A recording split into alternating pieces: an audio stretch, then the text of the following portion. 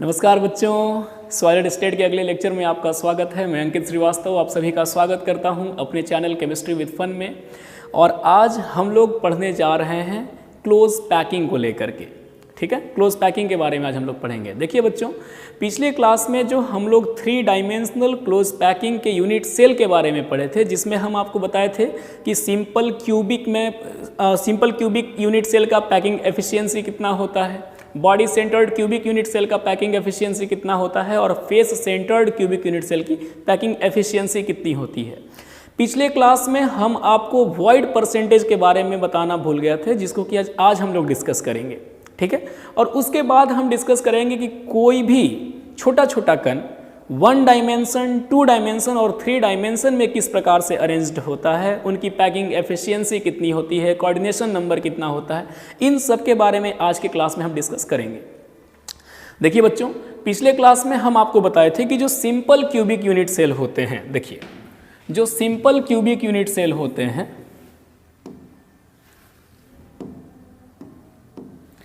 तो आपको पिछले क्लास में बताया गया था कि जो सिंपल क्यूबिक यूनिट सेल होते हैं, जिनको कि हम प्रिमिटिव यूनिट सेल भी कहते हैं, प्रिमिटिव यूनिट सेल,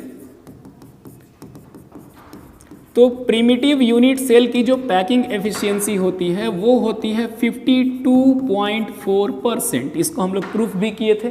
ठीक है, इसके बाद आपको बताया गया था कि जो body centred cubic unit cell होती है BCC, इसकी पैकिंग एफिशिएंसी होती है 68%। और जो आपका face centred cubic unit cell होता है, फेस सेंटर्ड शॉर्ट में जिसको हम लोग FCC बुलाते हैं, तो FCC यूनिट सेल की जो पैकिंग एफिशिएंसी होती है वो होती है 74%।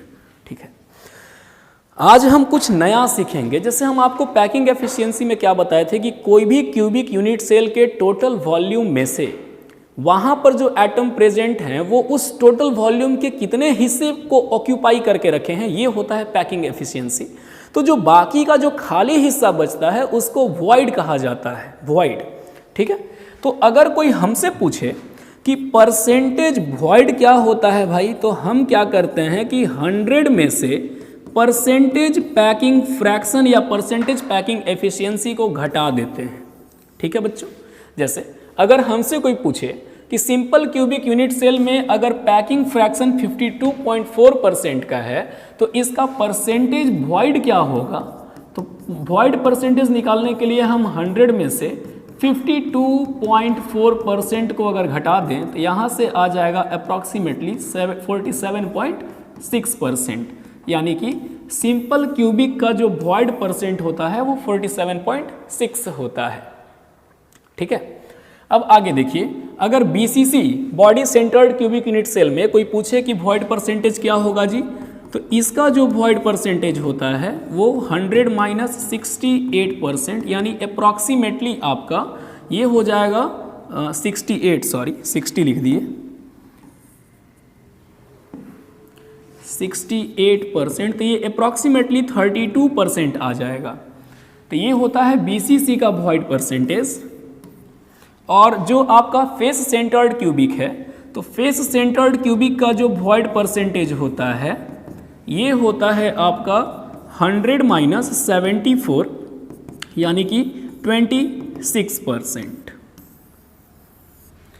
एक बात याद रखिएगा कि जो वॉइड का परसेंटेज होता है वो स्टेबिलिटी के इन्वर्सली प्रोपोर्शनल है, या फिर हम ये भी कह सकते हैं कि किसी क्यूबिक यूनिट सेल का जो पैकिंग एफिशिएंसी होता है वो उसके स्टेबिलिटी के डायरेक्टली प्रोपोर्शनल होता है। कहने का मतलब ये है कि अगर किसी क्यूबिक यूनिट सेल में ज़्यादा परसेंटेज एटम्स के द्वारा घेरा गया है, ज़्यादा वॉल्यूम ऑक्यूपाई किया गया है, तो वो ज़्यादा स्टेबल है। यानी अगर हम आपसे पूछें कि FCC, BCC और सिंपल क्यूबिक में सबसे ज़्यादा स्टेबल कौन है, तो सबसे ज़्यादा स्टेबल आपका होता है फेस सेंटर्ड क्यूबिक, उसके बाद होता है बॉडी सेंटर्ड क्यूबिक और उसके बाद होता है सिंपल क्यूबिक, सिंपल क्यूबिक। ठीक है बच्चों, ये होता है। अच्छा, अभी जो हम क्लोज पैकिंग पढ़ने जा रहे हैं तो उसमें हम आपको परसेंटेज, वॉइड परसेंटेज और पैकिंग फ्रैक्शन वहाँ भी बताएंगे। तो आपको 2 चीज़ें याद रखनी है। हम लोग पिछले लेक्चर में जो प्रूफ किए थे उसमें एटम्स की वॉल्यूम को लेते थे, तो वॉल्यूम इसलिए लिया जाता है क्योंकि सिंपल क्यूबिक हो, चाहे बॉडी सेंटर्ड हो, चाहे आपके फेस सेंटर्ड हो, ये 3 डायमेंशनल होते हैं और 3 डायमेंशन में वॉल्यूम इंक्लूड किया जाता है। लेकिन जब हम आपको पैकिंग फ्रैक्शन इन 2 डायमेंशन पढ़ाएंगे तो वहाँ का ये पैकिंग परसेंटेज निकालने का आप देख लीजिए तरीका क्या होता है। अगर आप 2 डायमेंशन में चले, इन 2 डायमेंशनल क्लोज पैकिंग, इन 2 डायमेंशनल क्लोज पैकिंग, तो यहाँ से हम आपको बता दें कि जो आपका पैकिंग फ्रैक्शन परसेंटेज होगा या परसेंटेज पैकिंग एफिशिएंसी होगी, इसका जो फॉर्मूला होता है वो होता है जेड इफेक्टिव, मतलब कि number of atoms per unit cell into, यहाँ हो जाएगा आपका एरिया ऑफ 1 एटम या area of atom divided by area of unit cell, area of unit cell into 100। ये होता है 2 डायमेंशन के लिए। और पिछले लेक्चर में हम लोग 3 बार प्रूफ किए थे। जब हमारा 3 डायमेंशन होता है तो देख लीजिए बच्चों, 3 डायमेंशन में हम क्या फॉर्मूला रखते थे, परसेंटेज पैकिंग फ्रैक्शन या परसेंटेज पैकिंग एफिशिएंसी ही लिखिए, कोई दिक्कत नहीं है, एक ही चीज़ है। तो इसमें क्या लिखते थे, Z effective into volume of 1 atom divided by volume of unit cell into 100। इनकी बातें हम पिछले लेक्चर में किए थे, इसके बारे में हम लोग आज डिस्कस करेंगे। तो आज का जो हमारा मुख्य टॉपिक है क्लोज पैकिंग। ये क्लोज पैकिंग होता क्या है, तो देखिए किसी भी क्रिस्टलाइन सॉलिड में छोटे छोटे एटम्स एक पैटर्न में अरेंज्ड होते हैं और ये पैटर्न कुछ इस प्रकार का होता है कि छोटे छोटे एटम्स के बीच में जो खाली जगह है वो न के बराबर होता है, मिनिमम वैकेंट स्पेस होता है। ठीक है, तो आइए हम अपने टॉपिक की ओर आगे बढ़ते हैं। और हम पिछले लेक्चर में भी बताए थे आपको कि भैया स्क्रीनशॉट लेने की ज़रूरत नहीं है, जहाँ डिस्क्रिप्शन है वीडियो का, उस डिस्क्रिप्शन में आपको per day PDF high quality में प्रोवाइड कराया जाएगा, वहाँ से आप ढंग से बेहतरीन नोट्स तैयार कर सकते हैं। आइए हम अपने टॉपिक को डिस्कस करें। देखिए क्या कहता है कि किसी क्रिस्टलाइन सॉलिड में जो छोटे छोटे कंस्टिट्यूएंट पार्टिकल्स हैं, एटम्स, मॉलिक्यूल्स, आयंस, ठीक है, वो कुछ इस प्रकार से प्रेजेंट होते हैं या कुछ इस प्रकार से अरेंज्ड होते हैं कि उन कंस्टिट्यूएंट पार्टिकल्स के बीच में मिनिमम वैकेंट स्पेस होता है, कम से कम खाली स्थान होता है। और इस प्रकार के पैकिंग को क्लोज पैकिंग कहते हैं। इस प्रकार के पैकिंग को क्लोज पैकिंग कहा जाता है। छोटे छोटे पार्टिकल्स एकदम करीब करीब पैक्ड हैं तो वो कहलाएगा क्लोज पैकिंग। अब देखिए क्लोज पैकिंग 3 टाइप से होता है, 3 तरह का अरेंजमेंट क्लोज पैकिंग बना सकता है। एक सिर्फ एक डायमेंशन में जिसमें सिर्फ लेंथ होगा, ब्रेथ हाइट नहीं इंक्लूडेड होंगे। एक ऐसा होगा जिसमें लेंथ और ब्रेथ दोनों इंक्लूड होगा, उसमें हाइट इंक्लूड नहीं होगा, मतलब 2 डायमेंशनल। और एक वो होता है जिसके बारे में हम लोग पिछले लेक्चर में डिस्कस किए थे, जिसमें BCC, FCC, simple cubic, edge centred सब आते हैं। तो वो आपका होता है क्लोज पैकिंग इन 3 डायमेंशन। तो अभी हम एक एक करके तीनों के बारे में पढ़ेंगे। सबसे पहले हम शुरुआत करते हैं क्लोज पैकिंग इन 1 डायमेंशन से। 1 डायमेंशन कहने का मतलब होता है बच्चों कि यहाँ पे जो एटम्स हैं वो सिर्फ एक रो में अरेंज्ड होंगे, एक ही रो में अरेंज्ड होंगे और एक दूसरे के संपर्क में रहेंगे। आइए हम आपको डायग्राम बना के दिखाते हैं कि किस प्रकार का अरेंजमेंट होता है।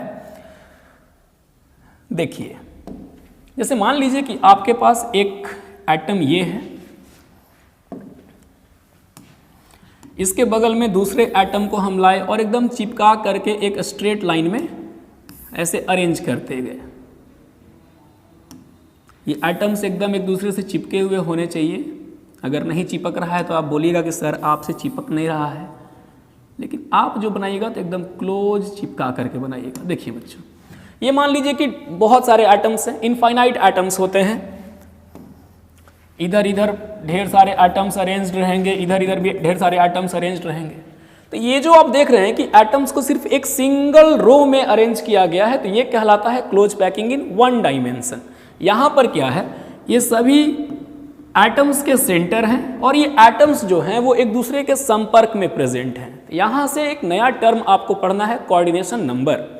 कोऑर्डिनेशन नंबर किसको कहा जाता है, तो किसी भी अरेंजमेंट में एक एटम कितनों के संपर्क में प्रेजेंट है, कितनों के कांटेक्ट में प्रेजेंट है, वे ये उसका कोऑर्डिनेशन नंबर कहलाता है।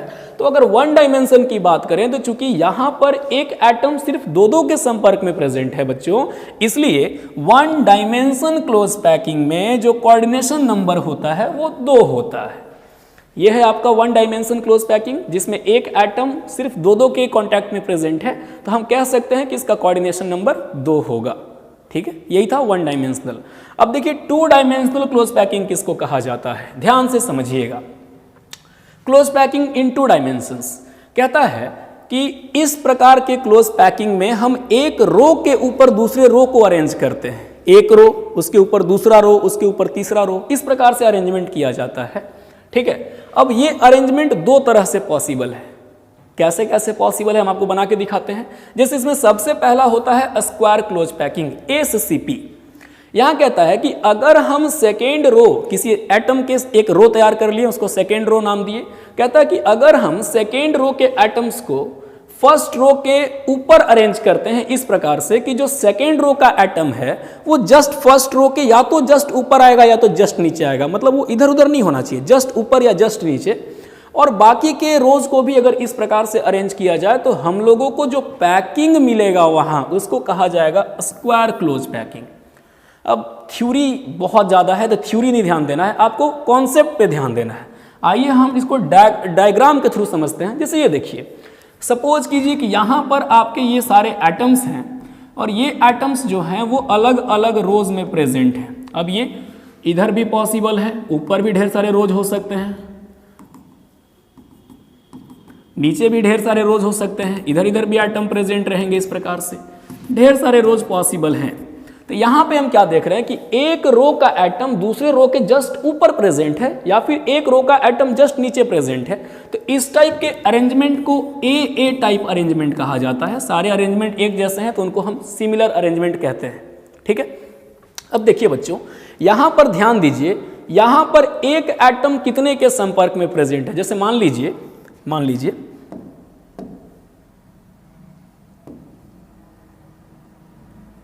जैसे अगर हम इस एटम की बात करें तो ये वाला जो एटम है ये कितनों के संपर्क में प्रेजेंट है, ये एटम कितने के संपर्क में प्रेजेंट है भाई। तो यहां पे देखो, हम आपको एक डायग्राम के थ्रू समझाते हैं।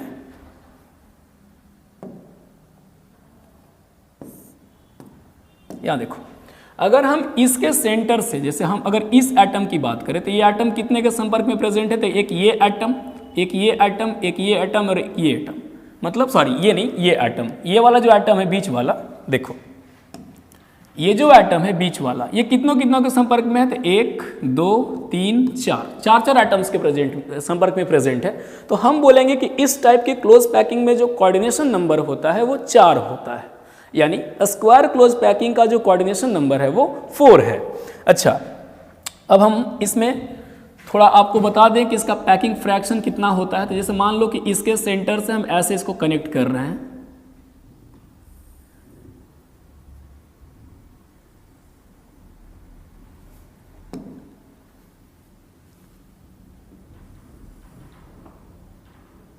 थोड़ा बहुत टेढ़ा मेढ़ा होगा तो उसको थोड़ा इग्नोर करके चलना है बच्चों। ठीक है, यहाँ देखिए, अब इसमें क्या है कि मान लिए कि यहाँ पे देखिए, आप जब सेंटर को ज्वाइन कर रहे हैं, एटम्स के सेंटर को ज्वाइन कर रहे हैं, तो सेंटर में आपको देखो एक स्क्वायर मिल रहा है। तो ये जो आप स्क्वायर प्राप्त कर रहे हैं, इसीलिए इसका जो नाम होता है वो स्क्वायर क्लोज पैकिंग होता है। ठीक है, तो यहाँ पर जब हम एटम्स को आपस में ज्वाइन करते हैं उनके सेंटर्स को, तो एक स्क्वायर प्राप्त होता है और इस टाइप के पैकिंग को square closed packing in 2 dimension कहते हैं।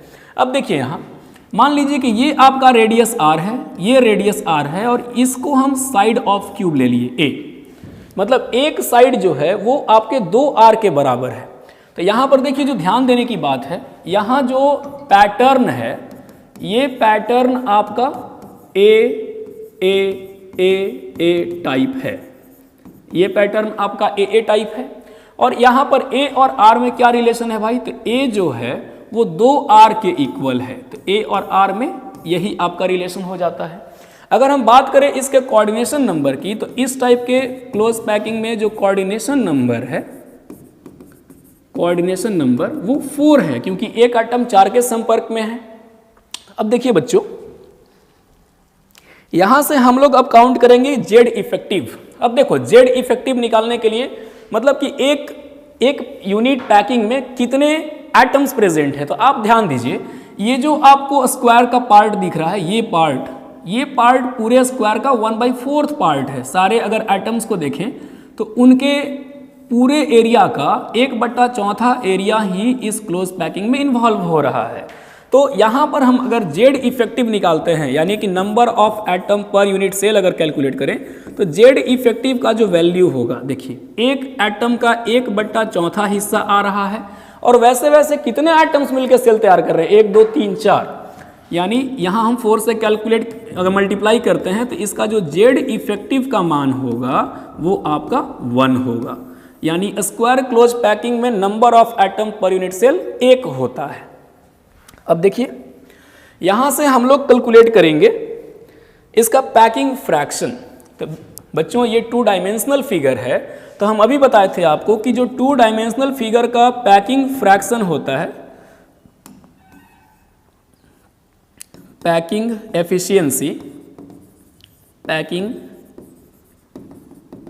एफिशिएंसी, इसका जो वैल्यू होगा वो होगा आपका नंबर ऑफ एटम, जिसको कि जेड इफेक्टिव कहते हो, Z effective into area of 1 atom divided by area of unit cell into 100%। क्या होता है, Z effective into area of 1 atom by area of unit cell into 100%। ठीक है, तो अब हम बात करते हैं इसका कैलकुलेशन की। तो देखो यहां से हमारा जेड इफेक्टिव का वैल्यू कितना आ रहा है, परसेंटेज पैकिंग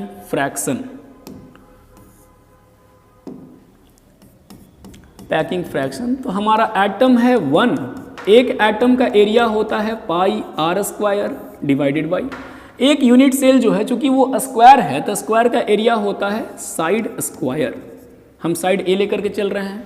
और बच्चों अभी जो हम लोग रिलेशन निकाले हैं कि ए और आर के बीच में क्या रिलेशन होता है, तो ए बराबर 2r होता है। इसी रिलेशन को वहां पर हम पुट कर देंगे, तो यहां से क्या हो जाएगा, यहां से आपका वैल्यू आ जाएगा 1 × πr², यहाँ 100 से मल्टीप्लाई मत छोड़िएगा, ये हो जाएगा ए, ये आपका चूंकि ए बराबर 2r है तो ये 2r का होल स्क्वायर इंटू 100। तो यहाँ से परसेंटेज पैकिंग फ्रैक्शन का जो वैल्यू आता है वो हो जाएगा πr² by 4r² into 100। r² cancel हो गया, ये आपका 25 टाइम्स में कटा, यानी जो वैल्यू आएगा 25 पाई आएगा। ठीक है, तो 25 पाई का जो वैल्यू होता है वो अप्रॉक्सीमेटली आपका पैकिंग फ्रैक्शन हो जाएगा, पैकिंग फ्रैक्शन 78.5%। ये आपका स्क्वायर क्लोज पैकिंग में पैकिंग फ्रैक्शन होता है 78.5%। तो यहां से अगर आप कैलकुलेट करना चाहें परसेंटेज पैक वॉइड परसेंट कितना होगा भाई, खाली जगह कितना होगा, तो 100 से इसको माइनस कर दीजिए, परसेंटेज वॉइड बराबर 100 माइनस परसेंटेज पैकिंग फ्रैक्शन, यानी स्क्वायर क्लोज पैकिंग में जो वॉइड का परसेंटेज होता है वो 100 माइनस 78.5%, यानी कि अप्रॉक्सीमेटली 21.5% होगा। यही होता है आपका वॉइड परसेंटेज। तो यहाँ बच्चों हम लोग 2 डायमेंशनल क्लोज पैकिंग का पैटर्न, अरेंजमेंट और उसका वॉइड परसेंटेज कितना होगा, कोऑर्डिनेशन नंबर कितना होगा, इन सब की बात किए। ठीक है, इसके बाद हम लोग डिस्कस करते हैं close packing in 3 dimension.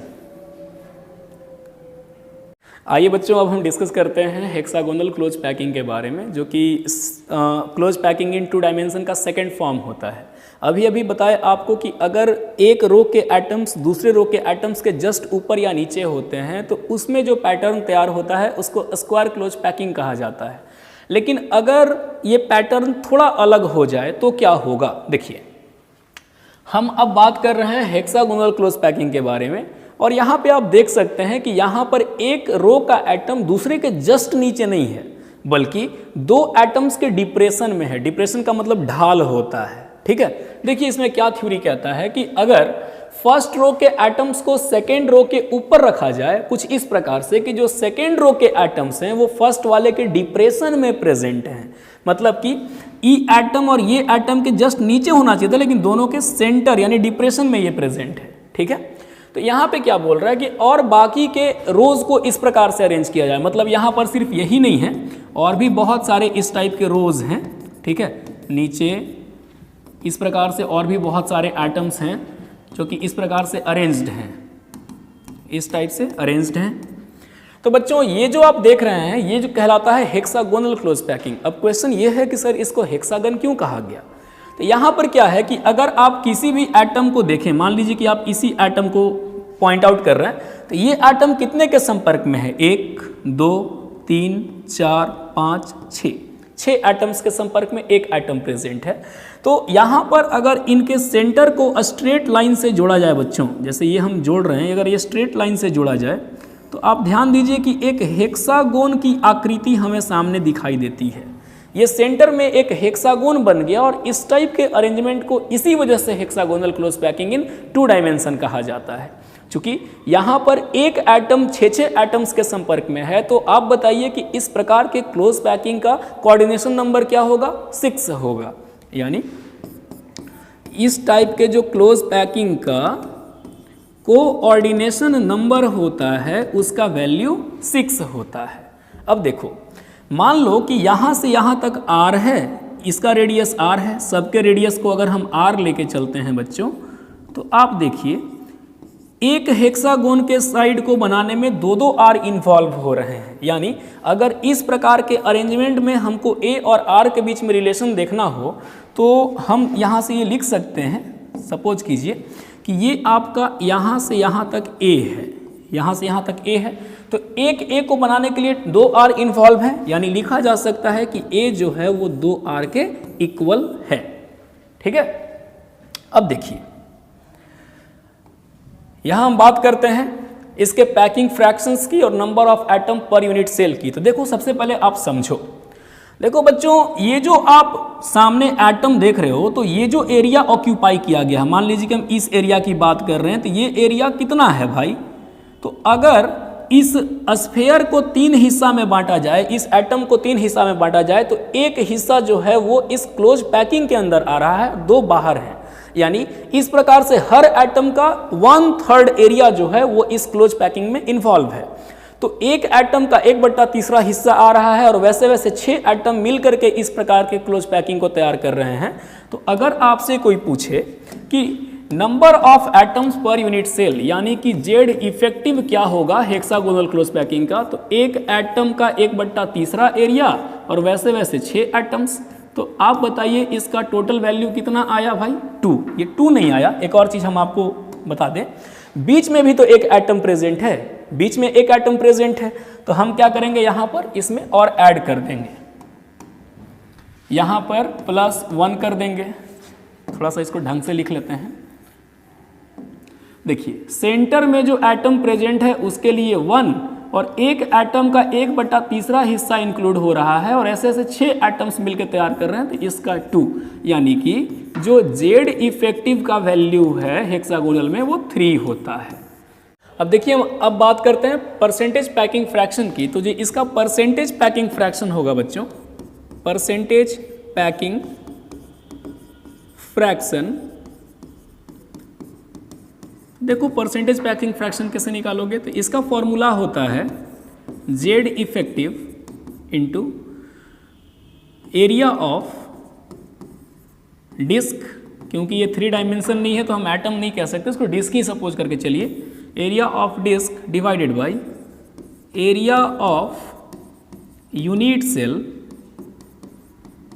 Into 100।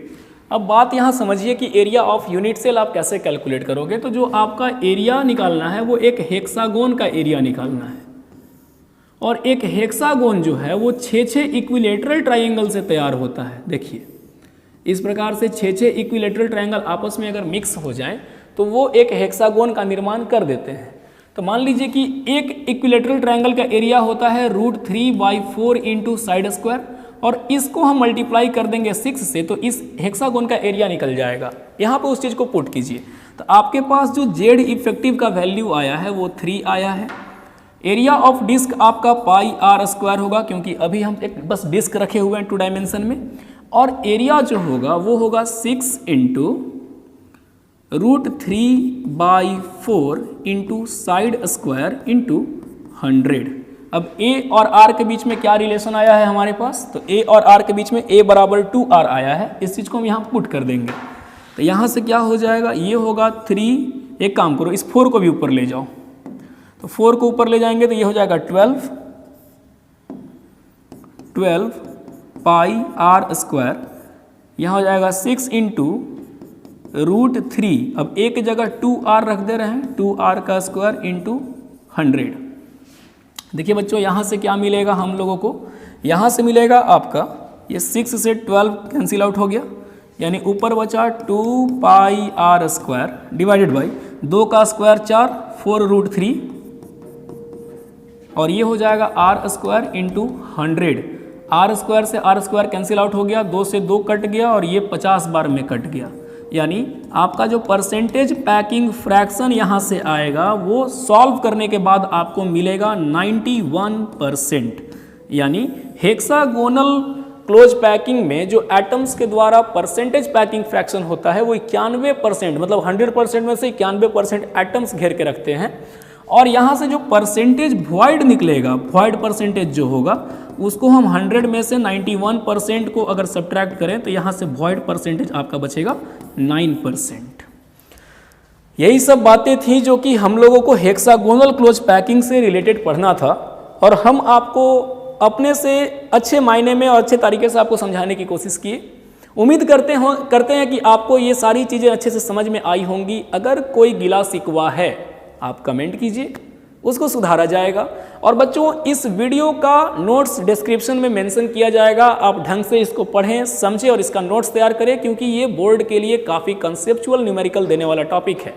इसके बाद हम अगले वीडियो में बात करेंगे सेंटर ऑफ सिमेट्री की, उससे रिलेटेड न्यूमेरिकल्स की और क्लोज पैकिंग इन 3 डायमेंशंस की। तब तक के लिए बहुत बहुत धन्यवाद, नमस्कार।